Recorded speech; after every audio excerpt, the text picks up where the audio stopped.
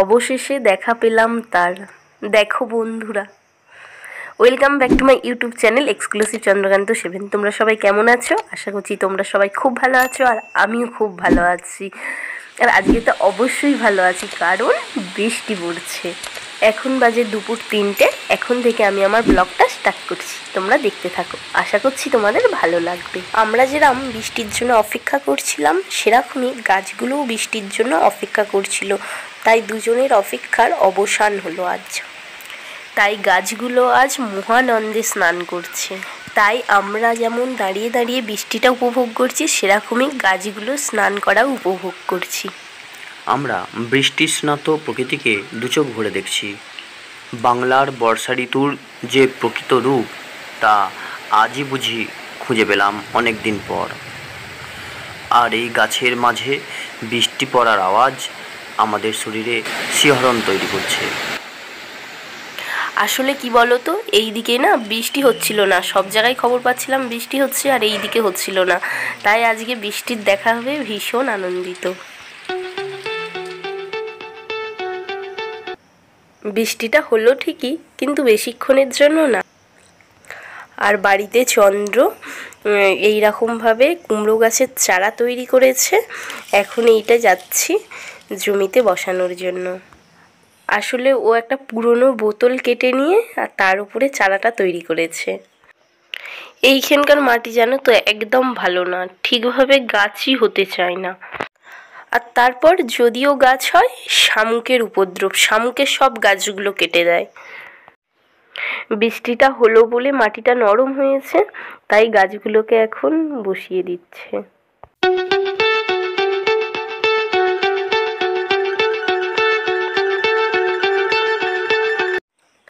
আর গতবারে বসানো গাছগুলোর মধ্যে এইগুলো টিকে আছে। চন্দ্র গাছ বসিয়ে আজকে হাটে গিয়েছিল, এই সবজিগুলো কিনে এনেছে। আর আজকে আমি বানাবো হারিয়ালি পনির কাবাব। এর আগের দিন তো পনিরটা তৈরি করলাম, ওইটা ফ্রিজে রেখে দিয়েছিলাম। ওই পনিরটা দিয়ে আজকে হারিয়ালি পনির কাবাব করব। তাই ধনেপাতা, পুদিনা পাতা, কাঁচা লঙ্কা, আদা, রসুনের একটা পেস্ট বানিয়ে নিলাম। আর কালকে যে পনিরটা তৈরি করলাম, ওই পনিরটাকে এইবার ছোট ছোট পিস করে কেটে নিচ্ছি। পনিরটা অনেক সফট হয়ে আছে। আর আমার মনে হয় দোকানে কিনে খাওয়ার থেকে যদি বাড়িতে বানাতে জানো, বাড়িতে বানিয়ে নেওয়াই ভালো হয়। আর দেখো, তোমাদের সাথে কথা বলতে বলতে পনিরগুলো ছোট ছোট পিস করে কেটে নিয়েছি।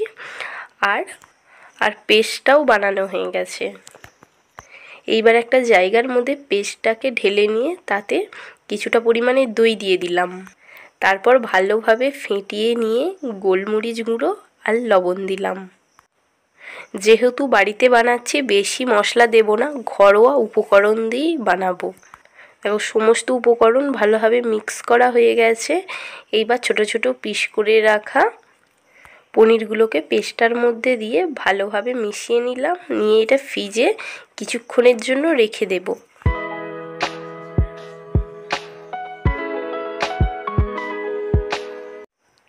আর এইদিকে খুব জোর খিদে পেয়েছে, তাই লিকার চা বানিয়ে নিলাম। আর যেহেতু চন্দ্রা যে হাটে গিয়েছিল, সিঙ্গারা এনেছে, সিঙ্গারা, চা, আর খুব খিদে পেয়েছে, তাই আজকে একটু মুড়িও মাখবো। দেখো, মুড়ি মাখার মধ্যে গাজর, শসা, পেঁয়াজ আর ঝুরি চানাচুর, আর দেব অল্প একটু কিষান সস। তোমরা আগে কেউ সস দিয়ে মুড়ি মাখা খেয়েছো কি না জানি না। যদি না খাও, অবশ্যই একবার খেয়ে দেখবে, দারুণ খেতে লাগে। আর যেহেতু আজকে ইন্ডিয়ার খেলা আছে, তাই আমরা মুড়ি খেতে খেতে ইন্ডিয়ার খেলা দেখছি। আমরা যখন ছোট ছিলাম, এই খেলার দিন আমরা ভাইরা সবাই পড়া বন্ধ করে দিতাম এবং ধূপ ধুনো দিয়ে টিভিটাকে সকালের দিকে পুজো করে রাখতাম। আর গ্রামের অনেক লোক আর বাবা, কাকা, ভাইয়েরা মিলে ঘর হয়ে উঠত ক্লাব ঘর। সেই ছোটবেলার কথা আজ মনে পড়ে যাচ্ছে। আর এখন রান্নাঘরে আমি চলে এসেছি রাতে খাবারের জন্য পরোটা তৈরি করতে। আজকে রাত্রে পরোটা খাওয়া হবে।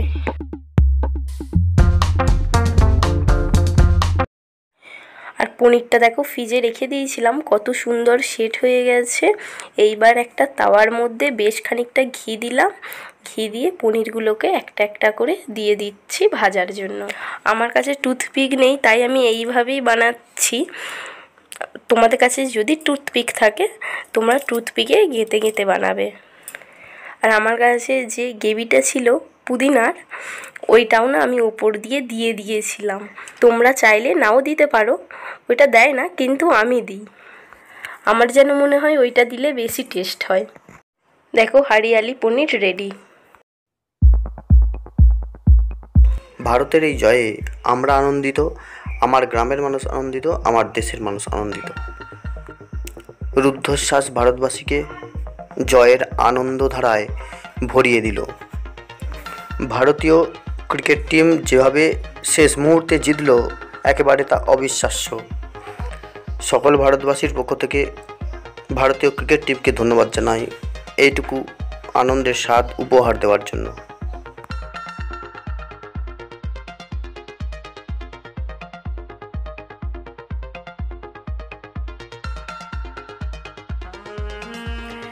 ভারত জিতে গেছে, খুবই ভালো লাগছে।